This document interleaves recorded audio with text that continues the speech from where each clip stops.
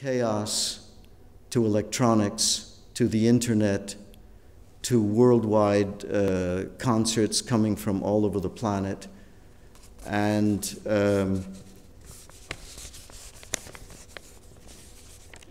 I don't know how this happened, but that's who I am and what I do.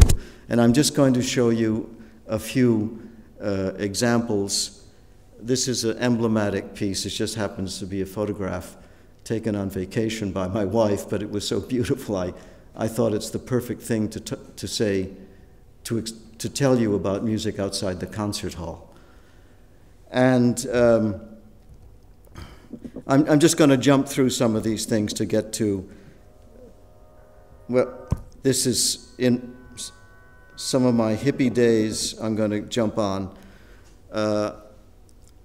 I'm not going to go too deeply into my own story because it's sort of self-explanatory. It's written about in books and articles and elsewhere. But I'm just going to try to hit on some highlights about how I personally came from being a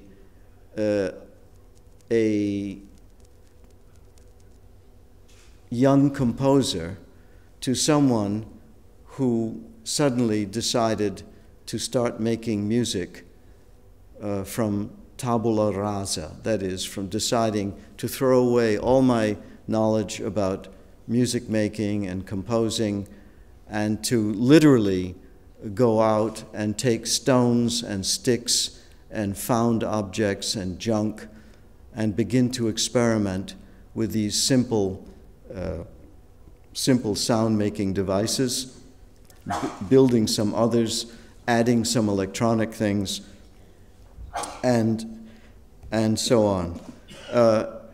What particularly attracted me and what I began to do in the middle 1960s, when I first moved to the city of Rome, which is an amazing and inspiring place, was to borrow someone's portable tape recorder. It was an Uher tape recorder, that those don't exist anymore. And I began to walk around the city. Rome was a paradise of fantastic sound. People were singing, the vocalizations, the speech, the gesturality, the swarms of swallows, the Schwalben, that come at April 15th every year, right on the day. You can guarantee it. Swirling around Piazza Navona and these great places. No, I mean, they were all concerts to me. The whole city was a concert. And I began to just go around and with primitive instruments and just record everything. And this has become a hallmark of my life ever since. I still do. I don't do it every day now because I have a huge archive of sound, but I became an observer, a hunter, a stealer, a thief. I would take sound from anywhere I could get it. And I became sometimes even obsessed, staying days and nights in unusual locations, just waiting for one sound to happen. One, in fact, was where was that? Well, it was a bird I was chasing. Anyway, but the result of this was that I began to imagine that some form of music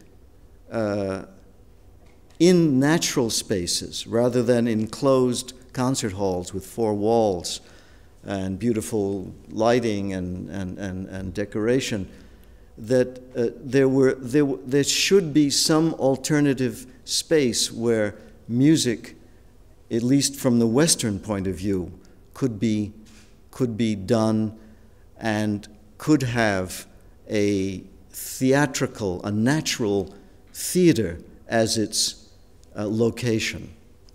And so I began to look for places like this, and with my students, I was teaching not in the Hochschule für Musik, but in the Hochschule für theater arts, dramatische Kunst. And these kids, I was really working with them. I was there to instill forms of collective vocal improvisation. I was working with non-musicians to get them to make music with their voices. And one of our first projects was to get into this beautiful lake at Villa Borghese, in the middle of the Villa Borghese Park in Rome, and to create a sound event with voices. And at that time we had cassette players. This is 1979. But essentially, and this is also a very important feature of today's music, is to move sound in space. And this is actually physically moving by rowing, so that the passing boats and the boats getting together and moving apart, all at random with no choreography, just as it would happen on any lake on any Sunday with people rowing and singing and talking, became an event of sound in motion in a very, very beautiful, very, very beautiful place. This is a picture of me at the time. This is a better photo of the same event in the U.S. And this led, strangely enough, because I was born in Providence, Rhode Island, right on the Atlantic Ocean, and the sounds of the sea and all the sounds related with the sea and water were very, very important for me. So I devoted a lot of time to collecting these sounds and thinking about making music with them and in them or near them. Again, this is just a score. I'm not going to go into that. This is a more elaborate piece on Lake Michigan, right off the city of Chicago, with. So you can get the idea of the kind of inspiration I had about a new form of music theater in real spaces. And this is a sketch of mine for the Lower Manhattan. Unfortunately, it never happened, but it should have happened, but didn't. But anyway, these are sketches for proposals that I made. Here's a piece that did happen, a fantastic piece in Kiel for the Kieler Woche, what is it called? Kieler Wochen, exactly. And it turns out that one of the biggest and best producers of ship horns in the world is in Kiel, and they helped out a great deal with the production of this and other pieces of mine. So, we have that ready. So this comes to this event. 1987 was the celebration of the 750th anniversary of the city of Berlin. And I was commissioned to make a piece. This is on the Tegelsee, and I used 11 ship horns from this very same firm in Kiel. They brought these ship horns here and constructed them and put them together. I want to let you hear a little bit of this music.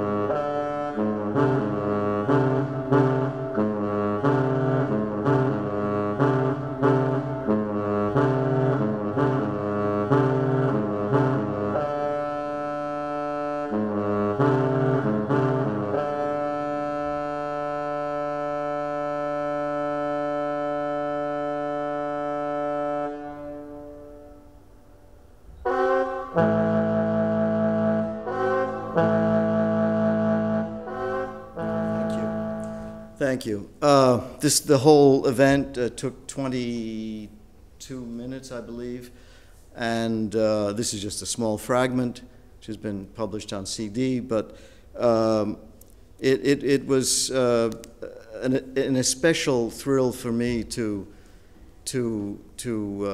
be able to work with these instruments, which were then, I don't know if they were considered the loudest instruments on the planet. They were rated at, by the maritime standards, they're rated at, I think it's 140 decibels. Yeah. Well, they have to, because they have to be heard at, the standard is they must be audible at 2 kilometers in a storm. Think about it, on the ocean. So that's why they're so loud. And I was not sitting there when they were playing. You can't be near these things. But anyway, from the scientific point of view, of course, I had no control over their tones. I had to accept. In fact, there were 11 horns, but they were all of very strange tunings, which makes this piece have this kind of strange characteristic. In any case, this piece developed and became a kind of how do you say, a tag. People thought of me and they thought of maritime rights. Even as Peter said, just last year I did a version of this work in Frankfurt, on right in front of the Städel Museum. Yeah. So these are other sites where this work took place. I won't go through this.